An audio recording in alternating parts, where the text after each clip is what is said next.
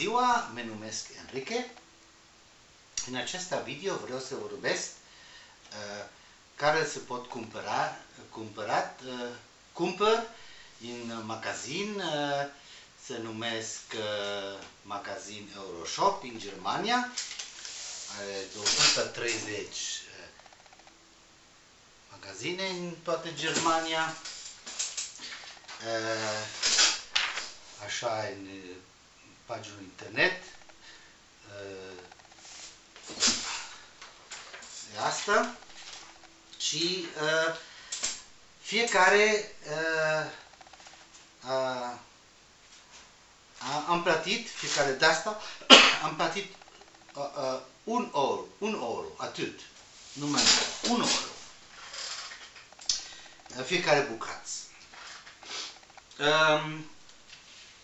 Prima dată vreau zic ceva în video trecut, am vorbit despre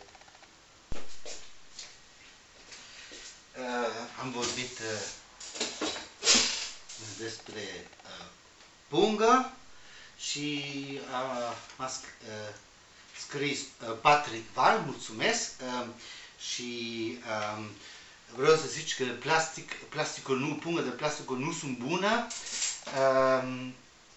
pentru să pune în gunoi. Folosesc plasticul care folosesc pentru asta, nu sunt de unică folosință, folosesc mai mult, nu pun la gunoi, și am găsit alte pungă că sunt așa la un fel de plastic, dar sunt de porumb, nu de plastic, dar cu punga asta se pot pune mâncare și se pot aruncă punga, exemplu, să fac o gaură în pământ, îi se pot lasa acolo, dacă e farină de pământ, nu face nimic.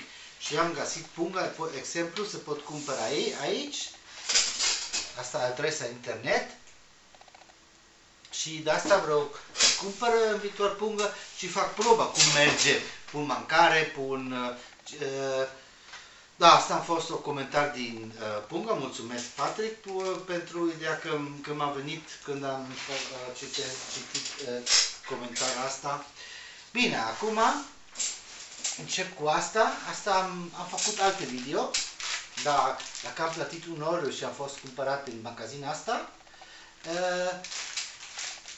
arăți odată și aici, de exemplu, asta sunt 2 pung pentru 1 euro, asta pungă mic și asta, exemplu, pungă mare, am pus aici de geacă și cu asta, for exemplu, se pot fac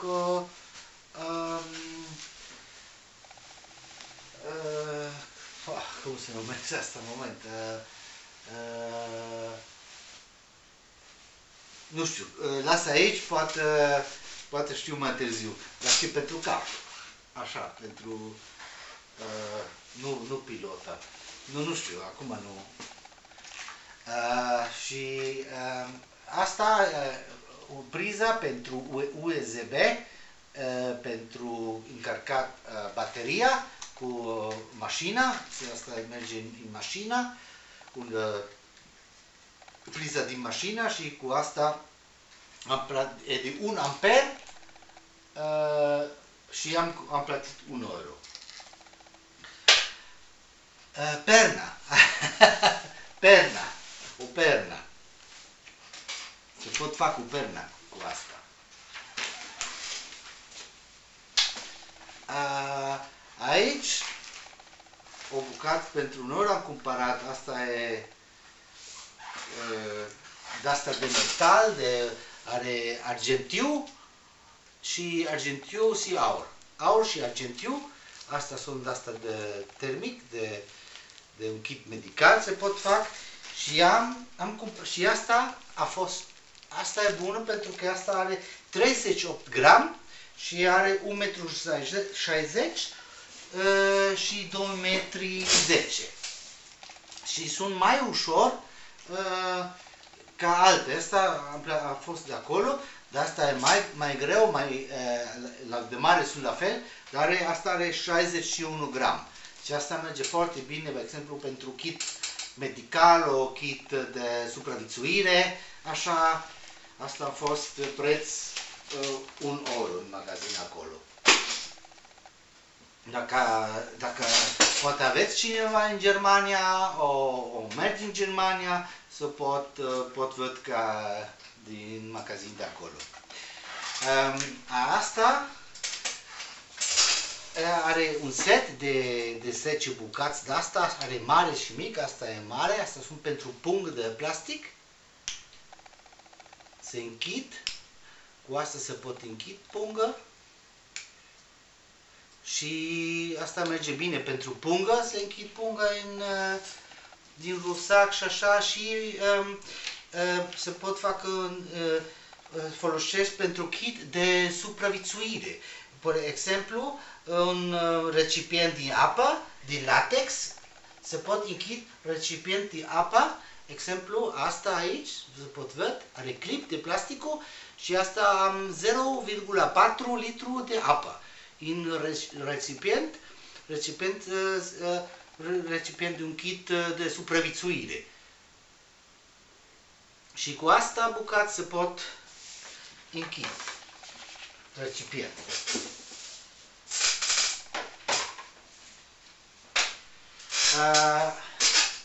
Aici am ochelari. Asta ochelar de €1, e ușor, 14 gram. Asta am cu rezervă, în caz de pierd ochelar original, am închid de EDC, folosești asta e 20 gram, preț la fel, și am cumpărat asta acolo, persoane care au nevoie ochelar pentru citesc, pot lua de două perechi, da? Două ochelari, unul original și asta ieftin. Da, și asta a fost acolo și asta cârlic. Nu e carabina.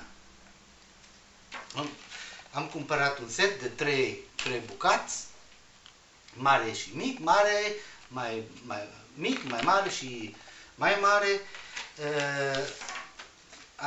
Mic are 2 gram, 6 gram și 9 gram. La revedere! Și asta 3 set am cumpărat pentru €1. Asta am aici de asta. Să văd. Asta restul am mai lung. Am cumpărat acolo și asta e foarte bine pentru saltauă, să pun echipament și are 4 gram. Restul asta e restul, pentru unor să cumpăr mai mult, dar asta am cumpărat acolo, e foarte bine pentru rucsacul și fac ordine. În afară de asta, am o brigheta, sistema de asta, e o bricheta cu foc așa normal, dar are aici bucăța asta, că merge bine pentru fac foc în pădură, și se pot încarcabilă, se încarcă din nou când te gol. Și a fost are 24 gram o brigheta. Asta e un box normal pentru camera, aparate foto, dar merge în curea din pantalon, exemplu. Asta e normal pentru cameră, dar se pot folosi, se pot face kit de supraviețuire, de exemplu. O să pot cumpări în roșie, am cumpărat și în roșie și cu roșie se pot face kit medical, exemplu. Are 41 gram și e foarte ieftin. Merge foarte tare material, merge foarte bine. Pentru camp am găsit asta sunt pantofi ușor, din materialul asta. De asta e mai bine că nimic, nu se murdorești picior cu asta în pământ, nu face picior direct contact cu pământ și are o bucată 29 gram. Foarte ușor și am folosit odată cu asta. Foarte așa mic, așa și foarte ușor și am o pereche, un euro.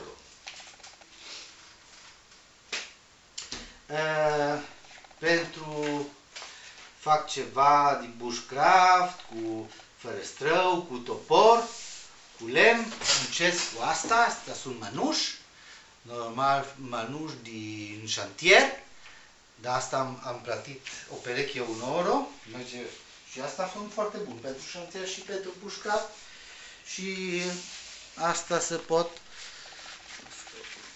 fac muncesc cu lemn, cu tăiat lemn, cu topor, cu cucit, aveți puțin protecție, nu e așa protecție ca mănuși de piele, trebuie să fie, aveți atenție, dar asta e material slab, asta e așa guma, dar asta e material așa slab, asta nu are mult protecție, dar pentru mâna, nu se murdărești mâna, și exemplu pentru aveți ceva cald, pus în foc, oală, ceva, merge, face puțin isolație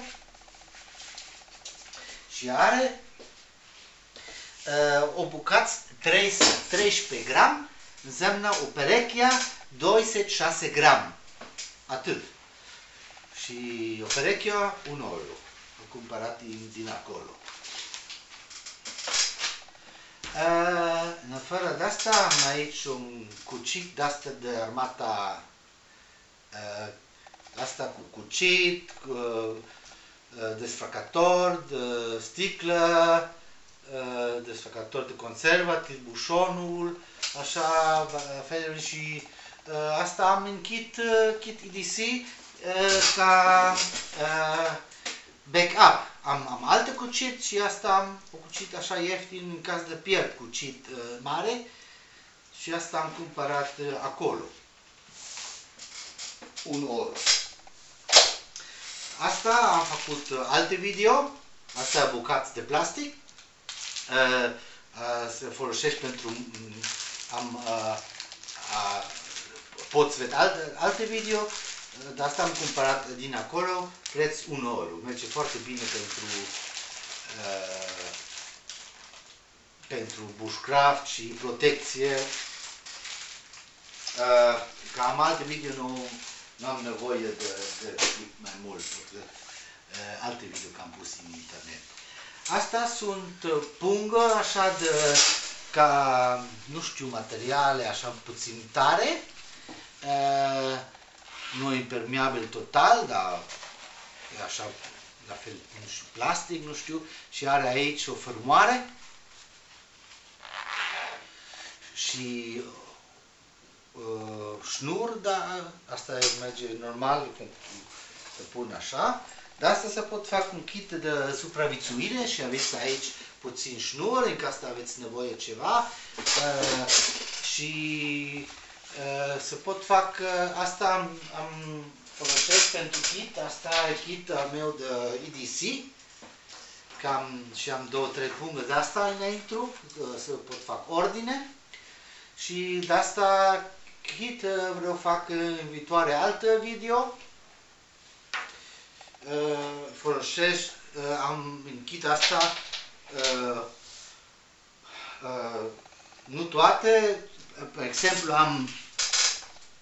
am o lanternă, o lumină din cap, asta are lumină cu 5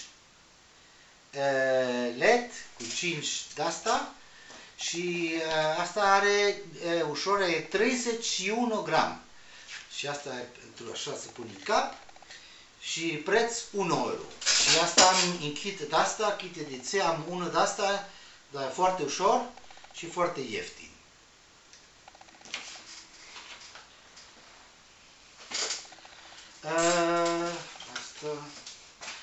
Și aici am perna, altă perna, din un oro, de asta, cunoscut, și în afară de folosința ca perna, exemplu, când ești afară în pădure, ideea mea se pot fac așa pentru apa de supraviețuire, așa o vestă de, nu știu cum se numesc, așa pentru supraviețuire ceva, când ești în apă. Asta are prețul în euro, la fel, și asta are 44 gram. Grama e foarte ușor. Și aici am asta, nu știu cum, poncho, scrie poncho, dar e aici, are închis, nu e poncho, pentru plouă, protecție din plouă.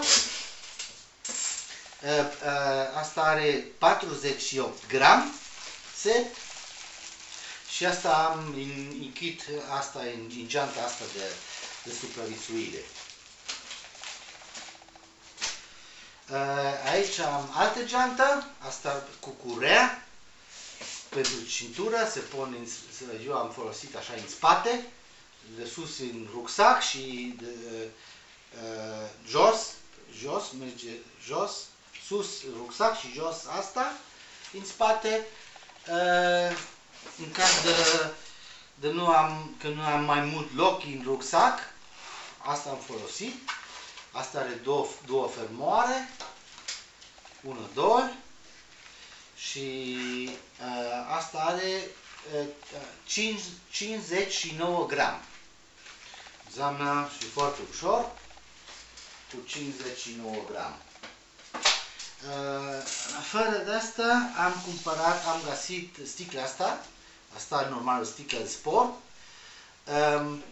În drum trecut am folosit asta am cumpărat și acolo, dar cu asta am avut problema cu sigiliu, cu guma, cu timp, nu știu, s-a stricat și merge apa afară și asta am făcut proba și merge foarte bine, nu cade apă. Asta folosesc pentru că are asta mare și folosesc prefiltru Steripen, că se pot vedea în altă video, o prefiltru, se pune aici și merge foarte, foarte bine. Nu am nevoie de folosesc sticlă Nalgene. Nalgene de 1 litru e greu, prea mare pentru mine și Nalgene nu face cu asta mare, pentru prefiltru nu face mai mic. De 1 litru și dau euro ceva mai ușor. Asta are 60 de gram. Și în viitoare pot fac proba dacă merge sau nu. Bine. Bine, mulțumesc și la revedere!